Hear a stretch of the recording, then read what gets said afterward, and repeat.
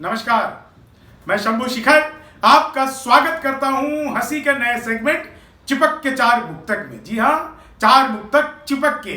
आज जो कुछ भी टीवी चैनलों पर हमने देखा उसमें मनोरंजन तो बहुत था, क्योंकि खबरें तो होती नहीं है।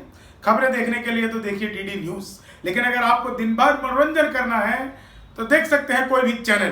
तो कोई भी चैनल को उठा करके देखिए, लेकिन एक बात हमेशा ध्यान रखिए, वहां पे आपको मिलेगा मनोरंजन और मेरे पास आपको मिलेगा उस मनोरंजन में व्यंग्य में हास्य और कहीं ना कहीं जनता के प्रतिनिधियों से सवाल। और वो सवाल क्या, खासकर मैं जया बच्चन जी से एक सवाल अपने एक मुक्तक के माध्यम से पूछना चाहता हूं। और वो इसलिए पूछना चाहता हूं कि कहीं ना कहीं उनके संबोधन से, आदरणीय हमारी सांसद हैं, उनके संबोधन से हमें लगा कि कहीं ना कहीं वो ड्रग्स रैकेट के भंडाफोड़ होने पर डरी हुई है, सहमी हुई है।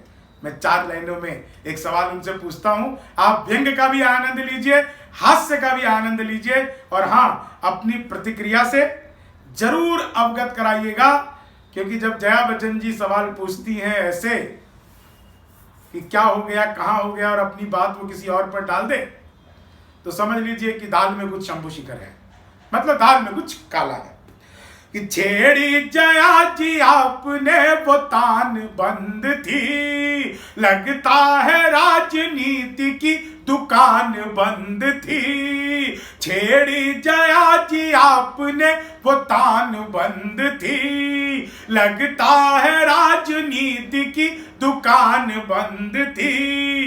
किसको बचाने के लिए अब बोल रही हो, किसको बचाने के लिए अब बोल रही हो। अब तक सुशांत सिंह पे क्यों जुबान बंद थी, अब तक सुशांत सिंह पे क्यों जुबान बंद थी, अब तक सुशांत सिंह पे क्यों जुबान बंद थी।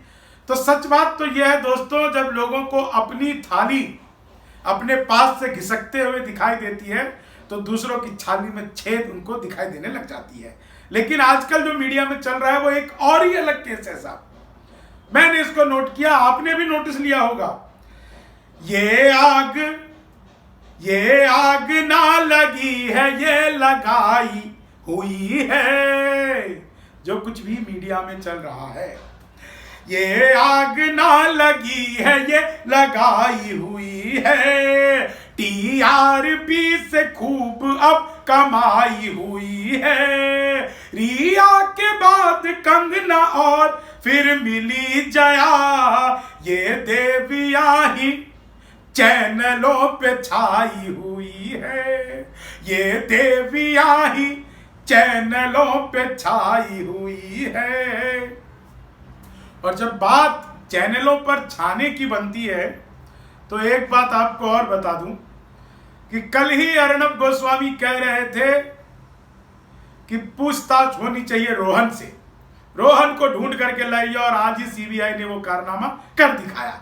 तो सीबीआई ने वो कारनामा कर दिखाया तो मैंने चार लाइनें लिखी, आप आनंद लीजिए।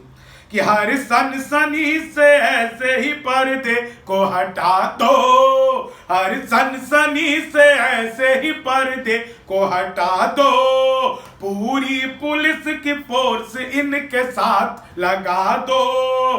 करता है सवालों की जांच की दिशा ये तय, अर्णब को सीबीआई का इंचार्ज बना दो, अर्णब को सीबीआई का इंचार्ज बना दो।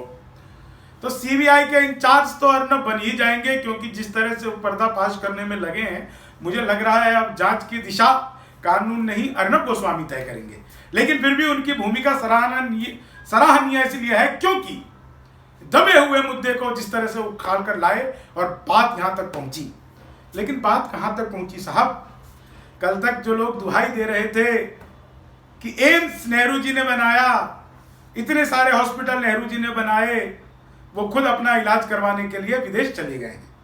मेरा इशारा किसकी तरफ है आप समझ ही रहे हैं।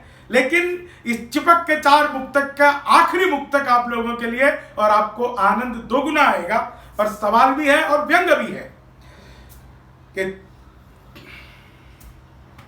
क्यों छोड़ कर के दिल्ली का परिवेश क्यों गई, यह छोड़ कर के दिल्ली का परिवेश क्यों गई, राहुल को साथ लेके वो विशेष क्यों गई, नेहरू ने अगर एम्स बनाया है यहाँ तो अपने इलाज के लिए विदेश क्यों गई, अपने इलाज के लिए विदेश क्यों गई। तो अपने इलाज के लिए सोनिया जी विदेश गई हैं, रूटीन चेकअप के लिए भी विदेश जाना पड़ता है साहब। लेकिन आइए अब आप सबका धन्यवाद करता हूं कि आप लोगों ने चिपक के चार मुक्तक को बहुत ही चिपक के सुना। आगे भी मैं आप लोगों के लिए ऐसे ही हास्य व्यंग्य के खजाने चिपक चिपक के लाता रहूंगा। आप ऐसे सुनते रहिएगा। जो लोग YouTube पे देख रहे हैं वो चैनल को सब्सक्राइब कर लीजिएगा, वीडियो को शेयर कर दीजिएगा। जो लोग फेसबुक पर देख रहे हैं या इंस्टाग्राम पर देख रहे हैं वो लोग भी शेयर कर दीजिएगा। कमेंट पता करके मुझे बताते रहिएगा कि आप लोगों को और क्या सुनना है, किस विषय पर सुनना चाहते हैं। कल एक विशेष सेगमेंट लेकर के आऊंगा किसानों के ऊपर, चार मुक्तक चिपक के। धन्यवाद, आभार, जय हिंद, जय भारत।